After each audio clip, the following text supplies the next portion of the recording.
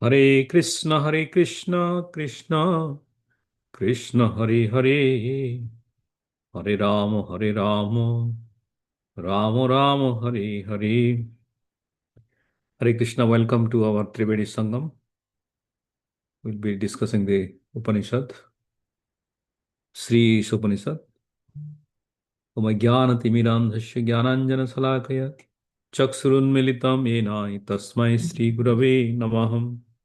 Sri Chaitanya Manobhistam Sthapitam Ena Bhutale Swayam Rupa Kadamahyam Dadati Sapadantikam Vandeham Sri Guru Sri Utapad Kamalam Sri Gurun Vaishnavamsa Sri Rupam Sagrajatam Sahagana Raghunatanitam Tam Sajivam Sadhaitam Savadhutam Parijana Sahitam Krishna Chaitanya Devam Sri Radha Krishna Padan Sahagana Lalita Sri Vishakha Nitamsha हे कृष्ण करुणा सिंधु दीनबंधु जगतपते गोपेशा गोपिका कांत राध कांत नमस्तुते तप्त कांचन गौरंगी राधे वृंदावनेश्वरी वृषभानुसुते देवी प्रणमामि हरिप्रिये वाञ्छा कल्पतरुभ्यस्य कृपा सिंधुभ्य एव च पतितानं पावनेभ्यो वैष्णवेभ्यो नमो नमः जय श्री कृष्ण चैतन्य प्रभु नित्यानंद श्री अद्वैत गदाधर श्रीवासादि गौर भक्तवृंद Hare Krishna, Hare Krishna, Krishna Krishna, Hare Hare, Hare Rama, Hare Rama, Rama Rama, Hare Hare.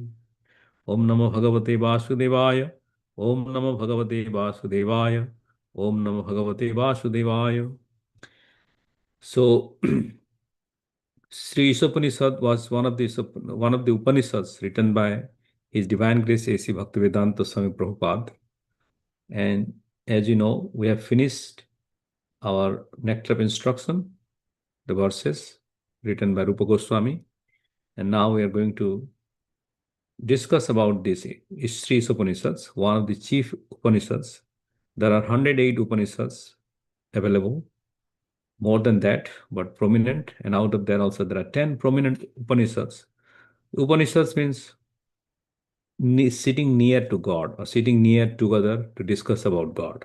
That does mean it is not a direct revelation by the God, but it is a conversation by two saintly persons or realizations about God in the future, either Brahman feature, Paramatma feature, or the Supreme Personality, Bhagavan feature, which has been discussed very intensely.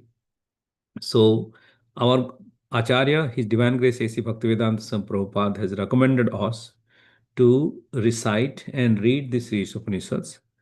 Śrī Īśopaniṣad, there are many like Mundaka Upanishad, Brihadaranyaka Upanishad, Chandogya Upanishads, Shveta Upanishads, Katha Upanishad, Kena Upanishad, Aitreya Upanishad, Mukhya Upanishad. These are all Mukhya Upanishads, 10 or 11. Even Adi Shankaracharya has given due importance to the Upanishads because it has given the deeper meaning of God realization.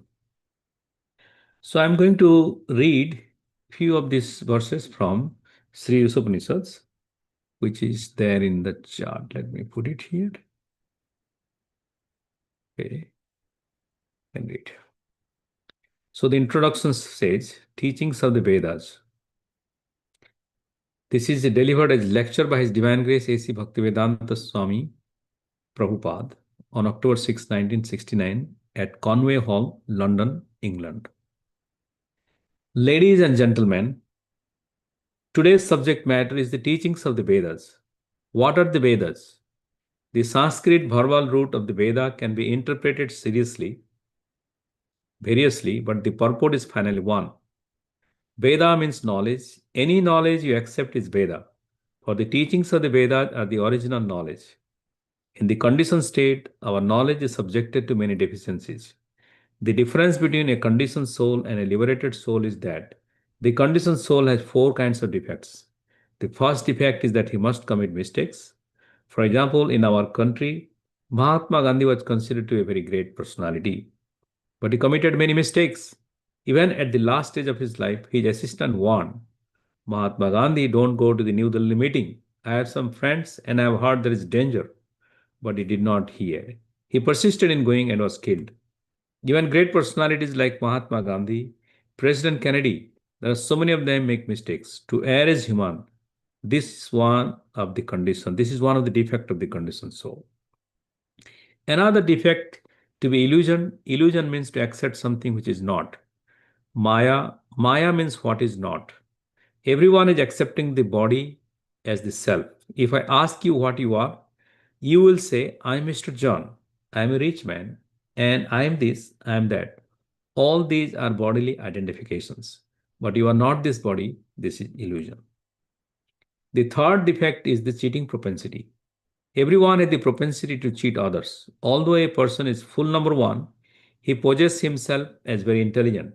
Although it is already pointed out that he is in illusion and makes mistakes, he will theorize, I think this is this. But he does not even know his own position.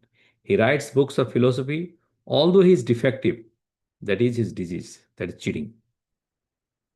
Lastly, our senses are imperfect. We are very proud of our eyes. Often someone will challenge, can you show me God? But do you have the eyes to see God? You will never see if you have not the eyes. If immediately the room becomes dark.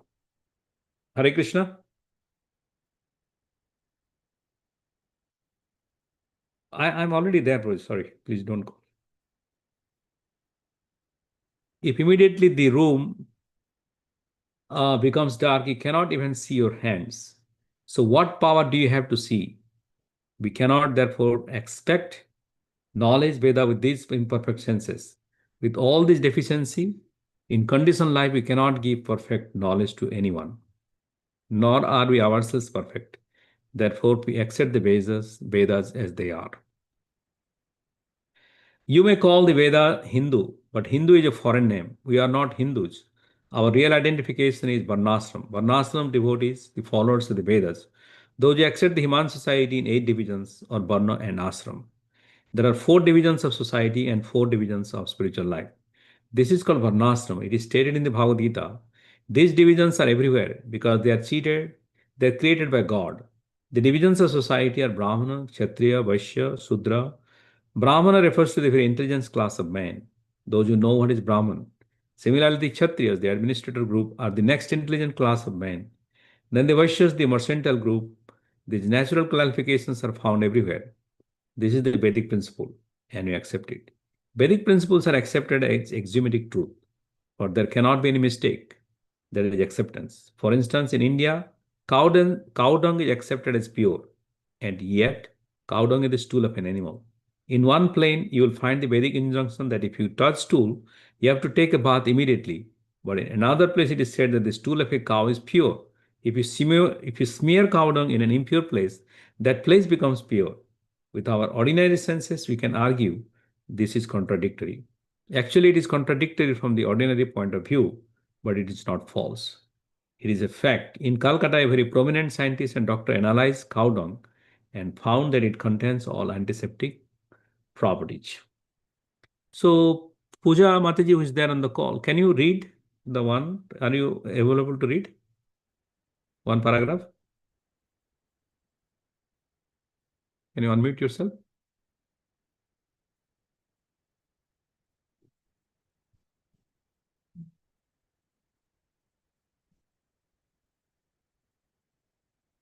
Okay. So let I'm me sorry. Are you able to? Hi, I'm not in front of my book. Just, I'm just listening to maybe you. there is something wrong. Yati, Can you hear me?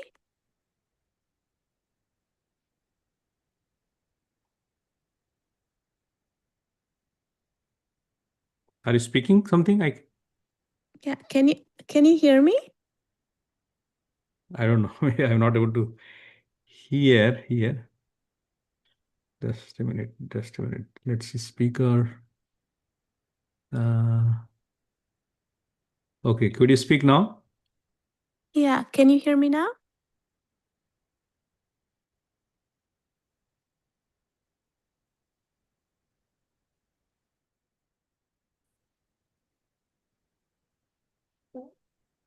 Hello?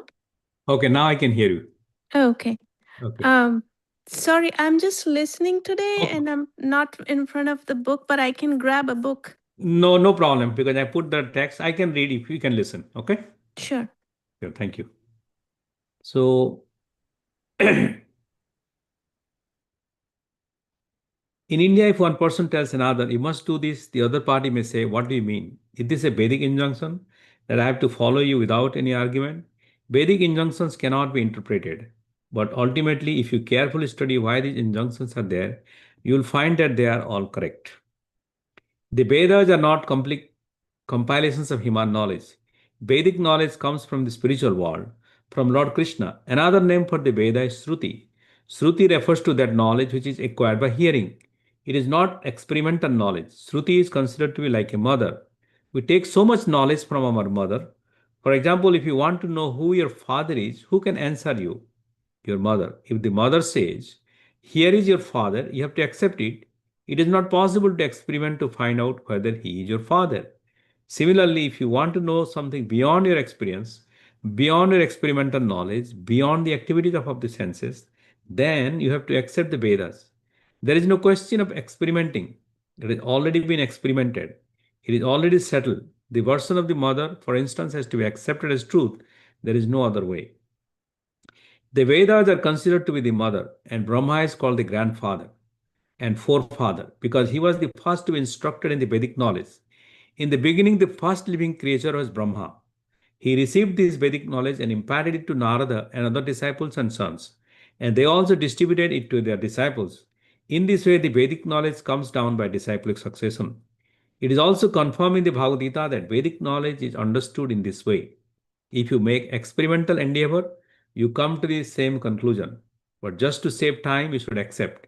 If you want to know who your father is, and if you accept your mother is the authority, then whatever she says can be accepted without argument. There are three kinds of evidence: pratyaksha, anuman, and sabda. Pratyaksha means direct evidence. Direct evidence is not very good because our senses are not perfect. We are seeing the sun daily, and it appears to just like a small disk, but is actually far, far larger than many planets. Of what value is this seeing? Therefore, we have to read books. Then we can understand about the sun. So, direct experience is not perfect. Then there is Anuman, inductive knowledge. It may be like this hypothesis. For instance, Darwin's theory says it may be like this, it may be like that, but that is not science, that is a suggestion. And it is also not perfect. But if you receive this knowledge from the authoritative sources, that is perfect. If you receive a program guide from the radio station authorities, you accept it. You do not deny it. You don't have to make an experiment because it is received from the authoritative sources. Vedic knowledge is called Sabda Praman. Another name is Shruti. Shruti means that this knowledge has to be received simply by oral reception. The Vedas instruct that in order to understand transcendental knowledge, we have to hear from the authority. Transcendental knowledge is knowledge from beyond this universe. Within this universe is material knowledge, and beyond this universe is transcendental knowledge. We cannot even go to the end of the universe. So, how can we go to the spiritual world? Thus, to acquire full knowledge is impossible. There is a spiritual sky.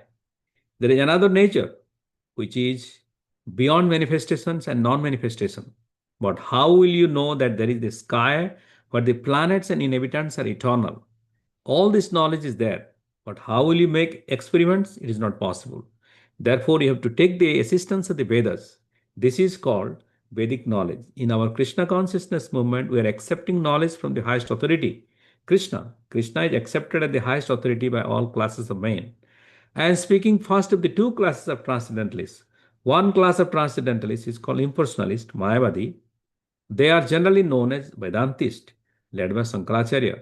And there is another class of transcendentalists called Vaishnavas, like Ramanujacharya, Madhavacharya, Vishnu Swami. Both the Sankara Sampradaya and the Vaishnava Sampradaya have accepted Krishna as the Supreme Personality of Godhead. Shankaracharya is supposed to be an impersonalist who preached impersonalism, impersonal Brahman, but it is a fact that he is covered personalist. In his commentary on the Bhagavad Gita, he wrote, Narayana, the Supreme Personality Godhead, is beyond this cosmic manifestation. And then again he confirmed that Supreme Personality Godhead Narayana is Krishna. He has come as the son of Devaki and Vasudeva.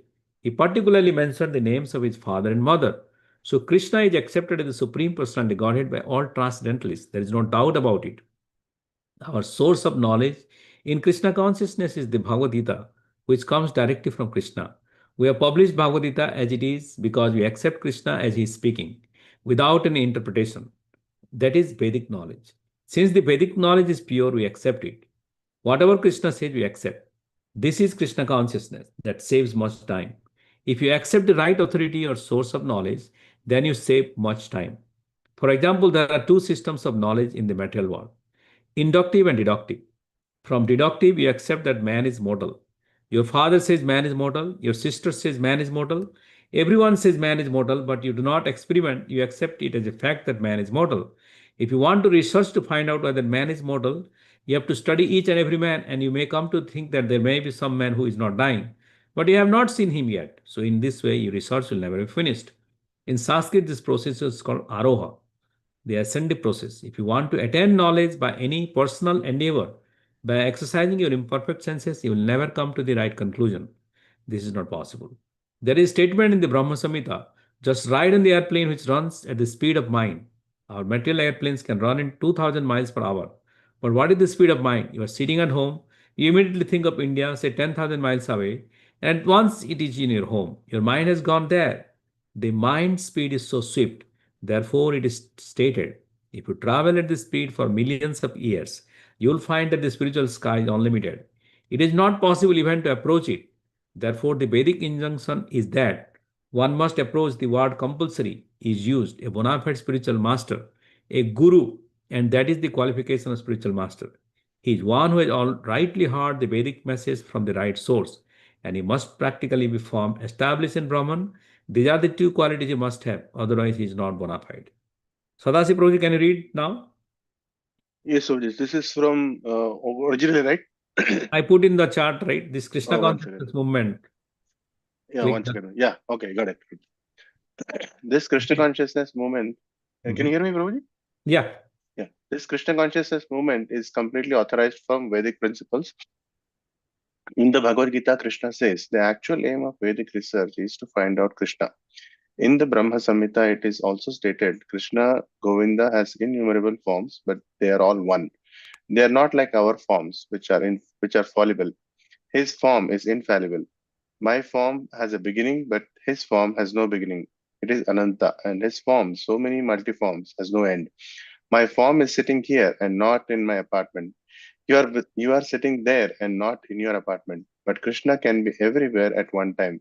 He can sit down in Golok Vrindavan, and at the same time, he is everywhere, all pervading. He is original, the oldest. But whatever you look at a picture of Krishna, you will whenever you look at a picture of Krishna, you'll find a young boy, 15 or 20 years old. You'll never find an old man. You have seen pictures of Krishna as a charioteer from the Bhagavad Gita. At that time, he was not less than 100 years old. He had great grandchildren, but he looked just like a boy. Krishna, God, never becomes old. That is his superpower, supreme power. And if you want to search out Krishna by studying the Vedic literature, then you will be baffled. It may be possible, but it is very difficult. But you can very easily learn about him from his devotees. His devotee can deliver him to you. Here he is, take him. That is the potency of Krishna's devotees. Very true. Yeah, continue. Originally, there was only one Veda, and there was no necessity of reading it. People were so intelligent and had such sharp memories that by once hearing from the lips of the spiritual master, they would understand. They would immediately grasp the whole purport. But 5,000 years ago, Vyasadeva put the Vedas in writing for the people in this age, Kali Yuga. He knew that eventually the people would be short-lived. Their memories would be very pure and their intelligence would not be very sharp. Therefore, let me teach this Vedic knowledge in writing. He divided the Vedas into four: Rig, Sama, Atharva, and Yajur. Then he gave the charge of these Vedas to his different disciples. He then thought of the less intelligent class of men, Sri, Shudra, and Dvijabandhu. He considered the women class and Shudra class, worker, and Dvijabandhu. Dvijabandhu refers to those who are born in a high family but who are not properly qualified. A man who is born in the family of a Brahmana but is not qualified as a Brahmana is called Dvijabandhu. For these persons, he compiled the Mahabharata, called the history of India. and the 18 Puranas. These are all part of the Vedic literature. The Puranas, the Mahabharata, the 4 Vedas, and the Upanishads. The Upanishads are part of the Vedas. Then Vyasadeva summarized all Vedic knowledge for scholars and philosophers in what is called the Vedanta Sutra. This is the last word of the Vedas. Vyasadeva personally wrote the Vedanta Sutra under the instruction of Narada, his Guru Maharaj, spiritual master. But still, he was not satisfied. That is a long story described in Srimad Bhagavatam. Vedavyas was not very satisfied even after compiling many Puranas and Upanishads, and even after writing the Vedanta Sutra. Then his spiritual master Narada instructed him, "You explain the Vedanta Sutra." Vedanta means ultimate knowledge, and the ultimate knowledge is Krishna. Krishna says that throughout all the Vedas, one has to understand, says throughout all the Vedas, one has to understand him. Vedasya sarver aham eva vedyaha. Krishna also says, Vedanta krit veda with eva chaham. I am the compiler of the Vedanta Sutra and I am the knower of the Vedas. Therefore, the ultimate objective is Krishna. That is explained in all the Vaishnava commentaries on Vedanta philosophy. We Gaudiya Vaishnavas have our commentary on the Vedanta philosophy called Govinda Bhashya by Baladeva Vidyabhushana. Similarly, Ramanujacharya has a commentary and Madhvacharya has one. The version of Shankaracharya is not the only commentary. Therefore, there are many Vedanta commentaries, but because the Vaishnavas did not present the first Vedanta commentary, people are under the wrong impression that the Shankaracharya is the only Vedanta commentary. Besides that, Vyasadeva himself wrote the perfect Vedanta commentary, Srimad Bhagavatam. Srimad Bhagavatam begins with the first words of the Vedanta Sutra, Janmadi Asya Etaha, and that Janmadi Asya Etaha is fully explained in Srimad Bhagavatam. The Vedanta Sutra simply hints at what is Brahman, the absolute truth. The absolute truth is that from whom everything emanates. This is a summary, but it is explained in detail in Srimad Bhagavatam. If everything is emanating from the absolute truth, then what is the nature of the absolute truth? That is explained in Srimad Bhagavatam. The absolute truth must be consciousness. He is self-effulgent. We must develop our consciousness and knowledge by receiving the knowledge from others. But for him, it is said that he is self-effulgent. The whole summary of Vedic knowledge is the Vedanta Sutra, and the Vedanta Sutra is explained by the writer himself in Srimad Bhagavatam. We finally request those who are actually after Vedic knowledge to try to understand the explanation of all Vedic knowledge from Srimad Bhagavatam and Bhagavad Gita. Next. Thank you. So we'll do the invocation and then we'll end after that. Om Purnamada Purnamidam Purnat Purnamudachyate Purnasya Purnamadaya Purnameva Vashishyate. So repeat after me. Om Purnamada Purnamada Purnamidam Purnamidam Purnat Purnamudachyate Purnat Purnamudachyate Purnasya Purnamadaya Purnasya Sya Purnamadaya Purnamadaya Purnameva Vishishyate. Purnameva Vashishyate. Vashishyate. One more time. Om Om Purnamada Purnamada Purnamidam Purnamidam Purnat Purnamudachyate Purnat Purnamudachyate Purnasya Purnamadaya Purnasya Purnamadaya Purnameva Vishishyate. Purnameva Vashishyate. So that means the personality of Godhead is perfect and complete. And because he is completely perfect, all emanations from him, such as this phenomenal world, are perfectly equipped as complete wholes.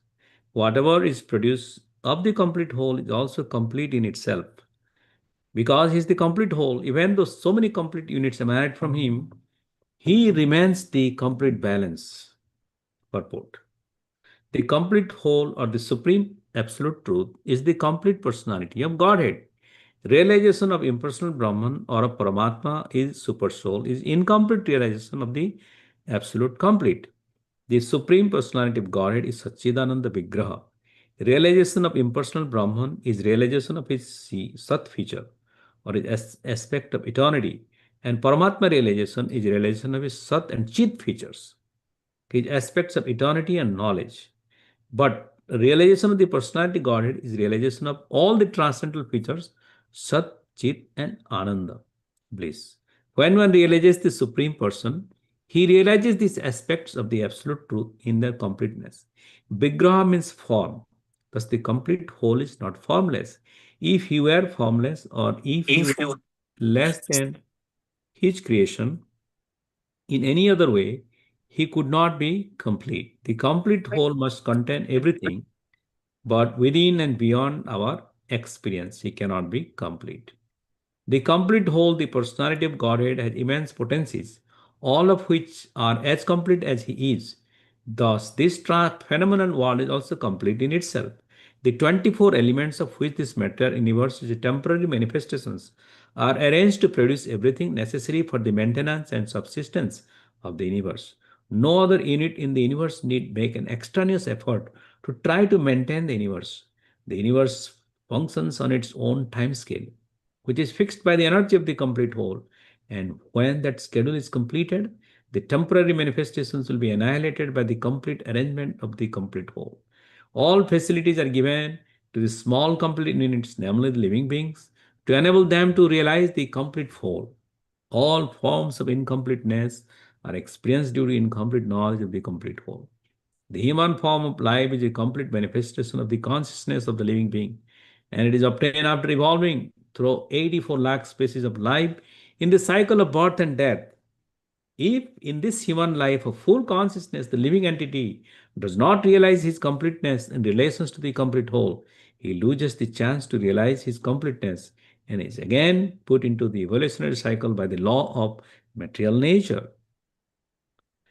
Because we do not know that there is a complete arrangement in nature for our maintenance, we make efforts to utilize the resources of nature to create a so-called complete life of sense enjoyment. Because the living entity cannot enjoy the life of the senses without being dovetailed with the complete whole. The misleading life of sense enjoyment is illusion. The hand of a body is complete unit only as long as it is attached to the complete body. When the hand is severed from the body, it may appear like a hand, but it actually has none of the potencies of a hand. Similarly, living entities or living beings are part and parcel of the complete whole, and if they are shivered from the complete whole, the illusory representation of completeness cannot fully satisfy them. The completeness of human life can be realized only when one engages in the service of the complete whole. All services in the world, whether social, political, communal, international, or even interplanetary, will remain incomplete until they are dovetailed with the complete whole. When everything is dovetailed with the complete whole, the attached parts and parcels also become complete in themselves. Om Tat Sat. Śrī Īśopaniṣad ki Yeah. Yes. jai. So we'll take maybe a few reflections and then talk about a few things. So please go ahead if you have anything to share what we read.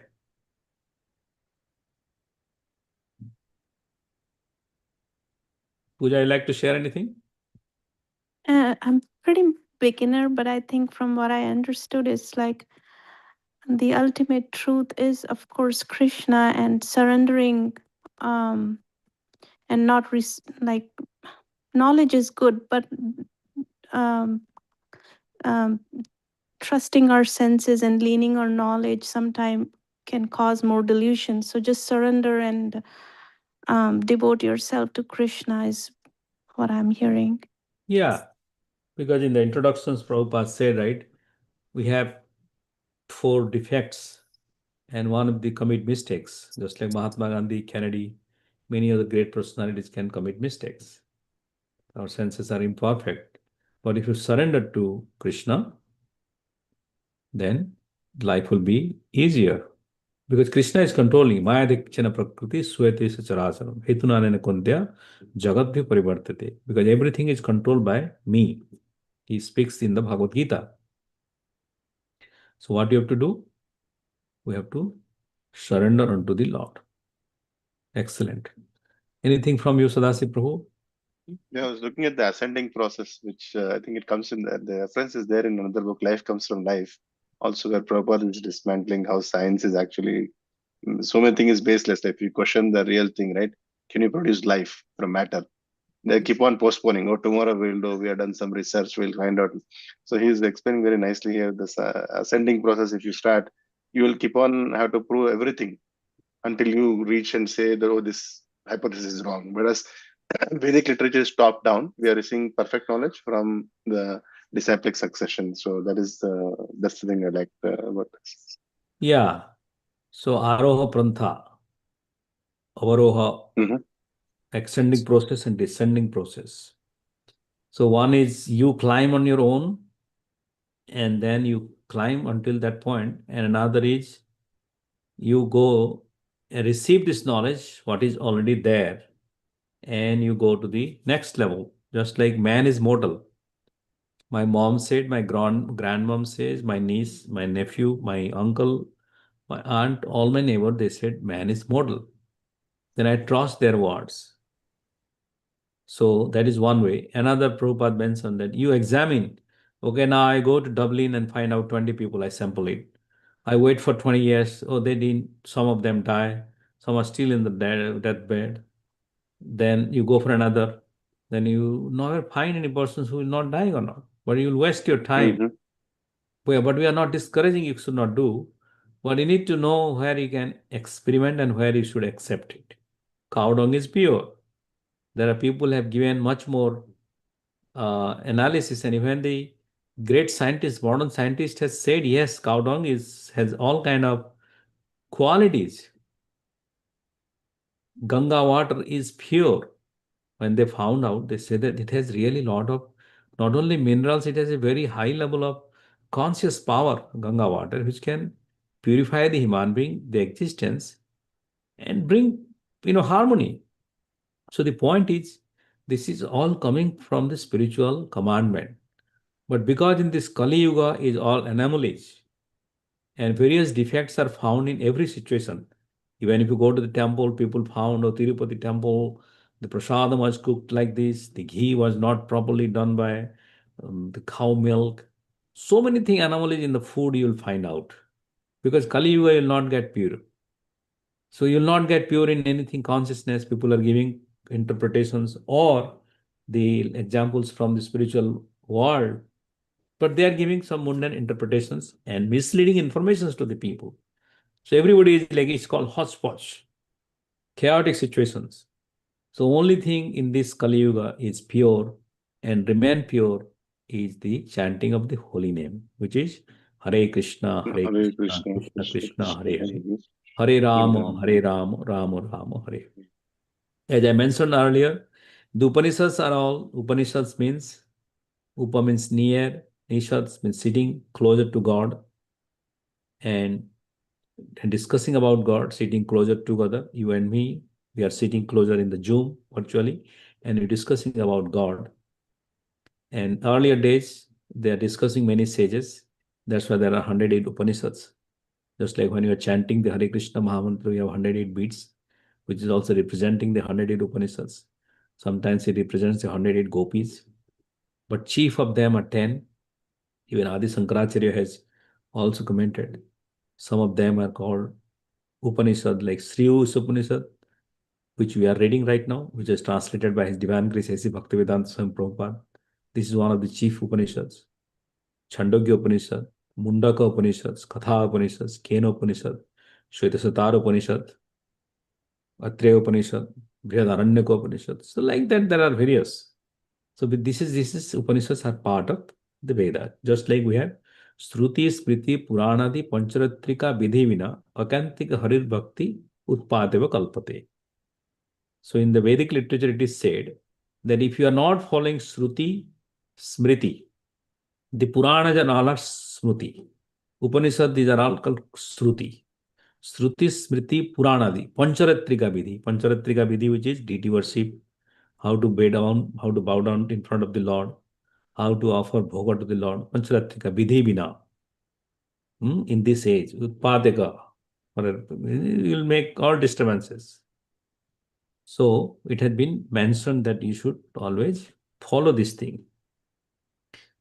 So that is the goal. So the Upanishads is establishing a constitutional positions to learn about the absolute truth in a situation in a mode of goodness, so that you do not deviate here and there and completely understand that the Hiranmaya Garbhakon, who is the absolute truth, how the impersonal feature is emanating and pervading all the cosmic manifestation. which is offered in the Upanishads. So we are going to, in our every alternate Tuesday, we are going to read it one sloka. So we did today introduction and this one. Next one we are going to do Īśāvāsyam Idam Sarvam. Yatkinchitta jagatyam jagatena tektena vanjita mahagita krasya siddhanim. So we are going to read the mantra 1 next week. That's a beautiful one. Not next week, 18th. So I don't know, this third one, then first week of December, Tuesday. And this Saturday, we are having our program, the Thanksgiving Kirtan night at Yogpit. So you are all most welcome to join. Those who are hearing or listening in the YouTube channel, all of you are most welcome to come. It will be a Thanksgiving dinner and wonderfully prepared by devotees, and also a Kirtan 2 hours. Gaurartik will start 6:30 and 8:30 will have Prasadam. So please come to 6711 Sierra Court, Unit B, Dublin, 94568. And please visit with your family and friends. So that's the thing. Okay. So thank you very much. Hare Krishna, everyone, for joining this session. And we will see you on Saturday, all of you. Om Tat Sat. Śrī Īśopaniṣad ki jai. Śrīla Prabhupāda ki Jai. Gaur Premanande. Hari Hari.